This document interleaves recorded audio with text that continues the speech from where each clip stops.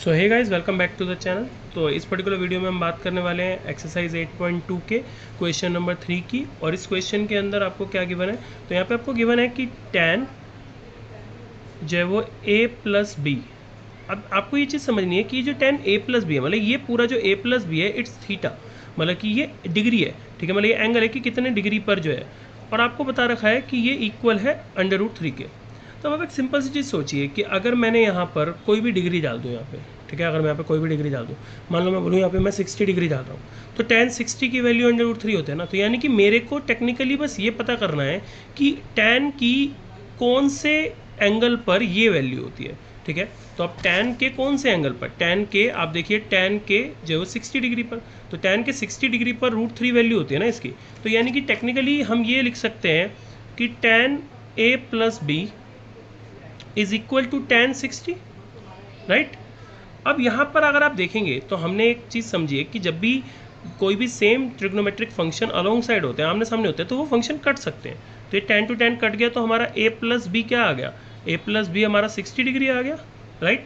इसी तरीके से जो दूसरा वाला है उसको भी सॉल्व करेंगे। तो यहाँ पे लिख लेते हैं tan a माइनस बी, और ये गिवन किसके इक्वल 1/√3 के, ठीक है।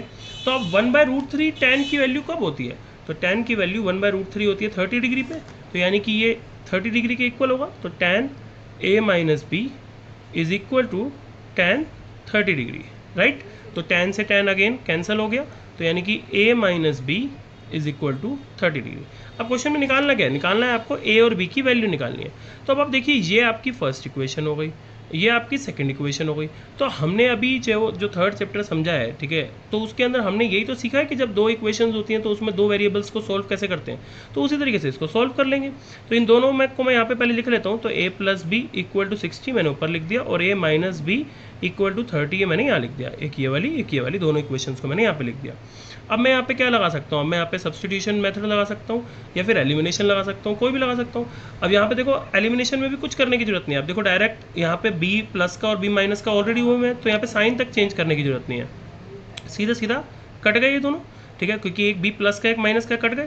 तो ये क्या हो गया, ये प्लस होके 2a आ गया, और यहाँ पे क्या हो जाएगा, ये दोनों प्लस होके 90 डिग्री आ जाएंगे, ठीक है। तो अच्छा, जब साइन चेंज नहीं करते तो जिसके जो ओरिजिनल साइन रहते हैं वही रहते हैं, ठीक है। तो यहाँ पे ये प्लस है ना, तो प्लस का ही रहेगा, तो दोनों प्लस होके प्लस होगा, ये भी दोनों प्लस हो गए। तो ये बेसिकली आ कितना गया, तो 2a इक्वल टू 90 डिग्री आ गया ना। तो अब a की वैल्यू कितनी हो जाएगी, तो a की वैल्यू हो जाएगी 90 degree by 2, that is 45 degree, right. और अब b निकालना है, तो b निकालने के लिए क्या करेंगे, तो यहाँ पे कोई भी एक ले लो, जैसे हमने पहली वाली ले ली, a plus B equal to 60 degree है, तो इसमें a की वैल्यू 45 डिग्री पुट कर दो, और b निकल जाएगा उससे। तो b की वैल्यू कितनी आ जाएगी, 60 डिग्री माइनस 45 डिग्री, तो कितनी आ गई, 15 डिग्री। तो b आ गया 15 डिग्री और a आ गया 45 डिग्री। अब देखो, क्वेश्चन की सेटिस्फेक्शन भी हो गया हमारा, जो है वो क्वेश्चन का जो मतलब कि क्राइटेरिया था वो भी सेटिस्फाई हो गया, क्योंकि यहाँ पे लिखा हुआ देखो कि जो a प्लस बी की वैल्यू आनी चाहिए ना, वो 0 से 90 डिग्री के बीच में आनी चाहिए। तो अब आप देखो, ये आ रहा है आपका 15 डिग्री, और ये आ रहा है आपका 45 डिग्री, तो दोनों को प्लस करके 60 हो रहा है। तो यानी कि ये कंडीशन सेटिस्फाइड।